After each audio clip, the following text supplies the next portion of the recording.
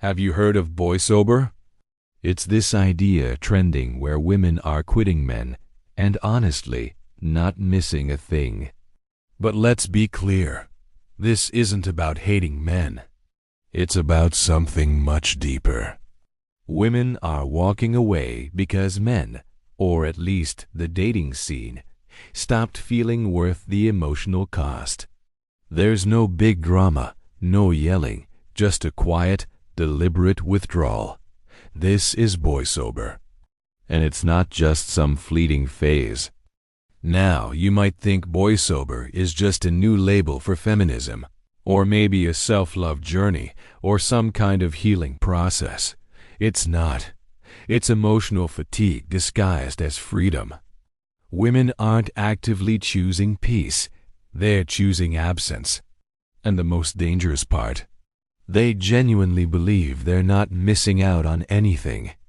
Today, we're going to expose why women are really quitting men and what this phenomenon reveals about the psychology of modern dating.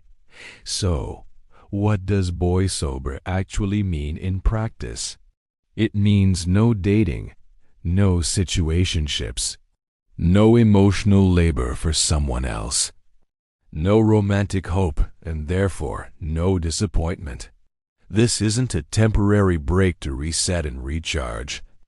It's a permanent decision for many, born from the realization that dating no longer offers a good return on their emotional investment. This isn't an act of rebellion. It's an act of resignation. Let's get one thing straight. Women didn't suddenly become intolerant or impossible to please. They became overexposed to constant inconsistency, to confusing mixed signals, to men who are emotionally unavailable. They got tired of half-hearted efforts and men who offered plenty of attention but had zero intention of building anything real. So, BoySober isn't about hating men at all. It's about a woman refusing to emotionally bleed out for people who never planned to stay in the first place. It's a boundary. It's self-preservation. Modern women did the math, and the numbers just don't add up. Dating now costs a huge amount of time, energy, hope, and vulnerability. It requires you to open yourself up, to be raw and seen. And what does it so often give back in return? A whole lot of confusion and anxiety. Emotional whiplash from being pulled in and then pushed away. It gives you the silent treatment of ghosting and the mind games of breadcrumbing. Faced with this reality, women didn't just stop wanting love. Of course, they still want love, connection, and partnership. They just stopped believing that the current dating landscape is the way to find it. They've lost faith in the process itself. And this has led to a major, almost forbidden, shift in mindset. Loneliness used to feel like the scariest thing in the world. Now, for many women, loneliness feels clean. It feels peaceful. Why? Because being alone doesn't make you doubt your own worth. Being alone doesn't keep you anxiously waiting by your phone for a text that may never come. Being alone doesn't force you to over-explain your needs, and it certainly doesn't trigger old abandonment wounds. When you look at it that way, BoySober isn't really about radical independence. It's about emotional damage control. It's a strategy to protect one's own sanity in a dating world that feels increasingly chaotic and unkind. How did we even get here? Dating apps played a huge role. They turned potential partners into a deck of cards, an endless series of options. This culture of options created a sense of disposability. If one person doesn't work out, there are 1,000 more just to swipe away. And this disposability completely killed accountability. Men learned they could delay commitment indefinitely, always dangling the carrot of a potential future without ever having to deliver. At the same time, women learned that forming an attachment often came with penalties. You get attached, you get hurt. It became a predictable pattern. So let me say it again. BoySober isn't anti-men.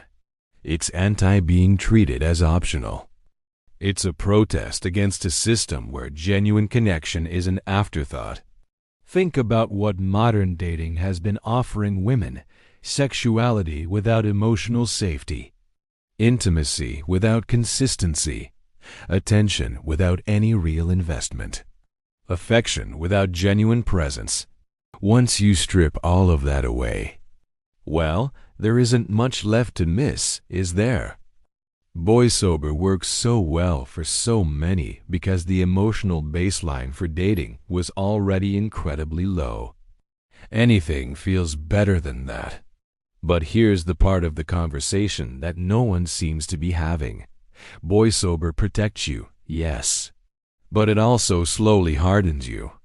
When you completely opt out, you stop practicing essential relational skills.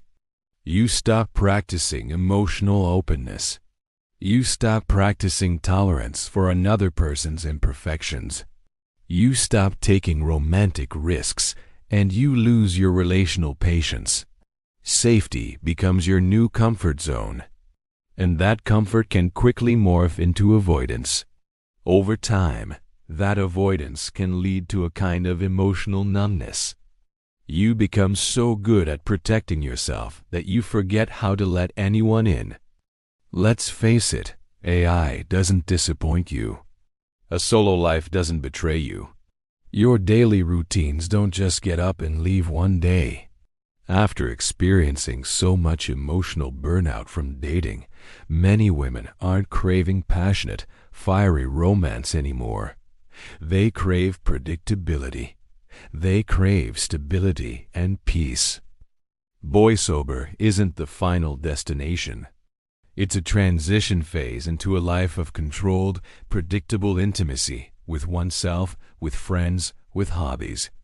And that, right there, should worry all of us, because it signals a fundamental breakdown in how we relate to each other.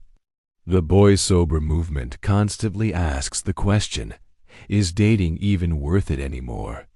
And for many, the answer is a resounding no. But this question cleverly avoids the harder, more uncomfortable questions we need to be asking. What happens to a person and to a society when safety completely replaces desire? What happens when the need for protection overshadows the need for connection? You may not miss men right now. You may feel liberated and peaceful. But one day, you might just miss the feeling of being emotionally alive. The highs, the lows, the messy, beautiful chaos of human connection. Because peace without intimacy is not true fulfillment. It's emotional retirement. And is that really what we want for ourselves? Think about it. Thanks for watching. If this conversation resonated with you, let me know your thoughts in the comments. And don't forget to subscribe for more deep dives into modern culture and psychology. See you next time.